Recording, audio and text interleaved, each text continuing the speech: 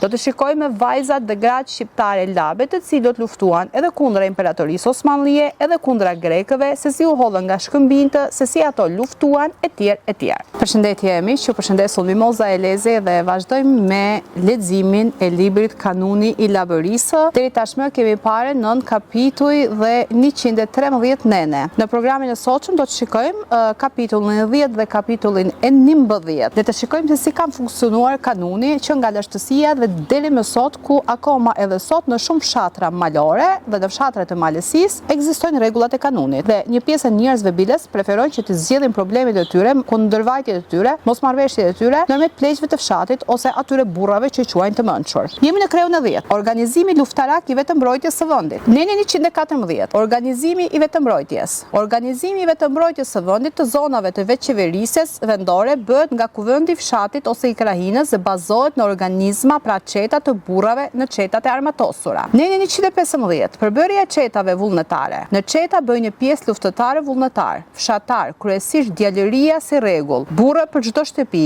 i aftë për mbajtjen dhe përdorimin e armë. Gratë, ndonëse nuk marrin pjesë në qetë, ndihmojnë në luftërat e qetës, me ushqime, me furnizime, me fishekë dhe çdo ndihmë tjetër. Në raste të veçanta, ata luftojnë edhe me armë bashkë me luftëtarët e tjerë. Neni 116. Detyrat kryesore të qetës vullnetare. Qeta vullnetare ka për detyrë kryesore mbrojtjen e kufive tokësor të fshatit apo të krahinës e më gjerë, të vetëqeverisjes vendore, të jetës, të shëndetit e të pasurisë, nderit e të dinjitetit të personit nga çdo sulm i armikut të huaj ose të keqbërësve të tjerë. Qetat vullnetare krijohen për një ose disa veprime të caktuara dhe pasi ai përfundon, shpërndahen. Këtu kemi një shënim. Në luftë kundër pushtuesve osman përmendet Maro Kondi, e cila u hodh nga shkëmbi e u vra për të shpëtuar e mbrojtur qetën e patriotit Gjoleka në mal të Çorre. Po ashtu, Miro Terbaçia, një vajzë trime nga Tërbaçi, mori pjesë në kryengritje anti-osmane. Shembulli tjetër është ai i Emine Zhupës nga Ftera, e cila luftoi kundër ushtrisë pushtuese greke, andarteve, më 1914, duke qëndruar vetëm në Galisht dhe bazuar dhe zbrazu kundër tyre më se 70 fishek. Heroizmi masiv i grave dhe vajzave labe u shfaq sidomos në luftën nacional-shqiptare, ku morën pjesë aktive si partizane dhe mjaft prej tyre dhanë jetën për liri dhe pavarësi e demokraci. Në organizimin luftarak vetëmbrojtjes së vendit, gjithashtu do të shikojmë aktivitetin e grave, veprimtarinë e grave. Do të shikojmë vajzat dhe gratë shqiptare labe të cilët luftuan edhe kundra imperatorisë Osmanlije edhe kundra grekëve, se si u hodhën nga shkëmbinjtë, se si ato luftuan e tjerë e tjerë.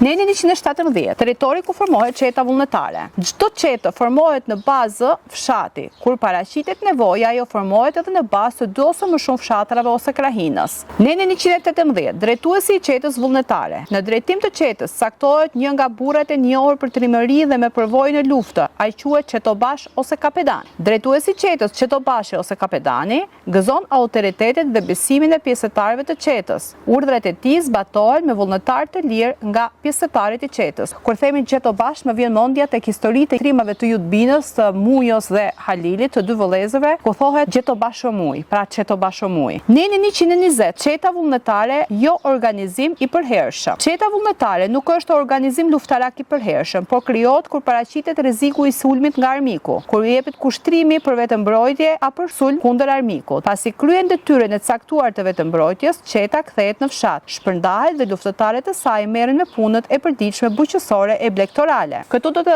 lexoj një shënim. Fshatërësia labe ripërtëriti traditat e dikurshme iliro arbërore të stradiotëve, me emërtimin e ri të kapedanëve himariotë, përpjekje për të krijuar e organizuar një qetë luftarake mbrojtëse të lumit të Vlorës, kundër kërcënimeve të generalit grek Griva në vitet 1850-1854. Bëri Mahmut Vlora, babai i Ismail Qemalit, në bashkë me Shako Xhak Tërbaçin. Shembulli këtyre që fshieshin nga organet qeveritare njihet ajo e Mero Lançes, e Shaj Qollapës, e Mehmet Hysenit e tjerë. Neni 121. Qeta ose lëvizja e kaçakëve, organizëm i qëndrueshëm. Qetat e kaçakëve të drejtuar nga kapetanët trima që kanë vazhdimësi e qëndrueshmëri të gjatë, kryejnë veprimtari të gjerë luftarake në mbrojtje të vendit për liri e pavarësi kombëtare, si edhe në ndihmë të bashkëkombëse jashtë kufive të atdheut. Qetat të tjera kaçakësh përbëhen nga persona që kryejnë grabitje, rëmbime, plaçkitje dhe fshihen maleve për të mos i odërzuar organeve qeveritare që ndrojnë në Arati. Neni 122.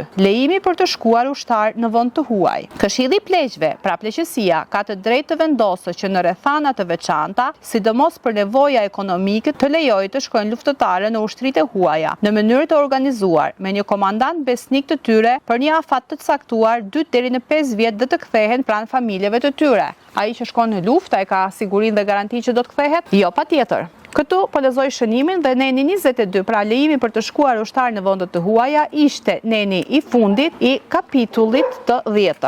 Shembulli i patriotizmit të lartë ishte Gjoleka nga Kuçi e Sokrat Leka nga Shqiparoj, të cilët me qetat të tyre shkuan dhe luftuan në ndihmë të bashkëkombësve në Mal të Zi, derisa Gjoleka ra heroikisht në vitin 1852. Pra ky ishte kapitulli i 10, pra qëllimi i kanunit, vendosja e kanuneve, ligjet e kanunit kanë qenë për të rregulluar mbimbajtjen dhe mirëkuptimin e shoqërisë pra në zhvillimin e jetës. Faleminderit për ndjekjen, faleminderit për ato të cilët ndjekin dhe shpërndajnë video dhe përkrahin. Mirupafshim në kapitullin tjetër.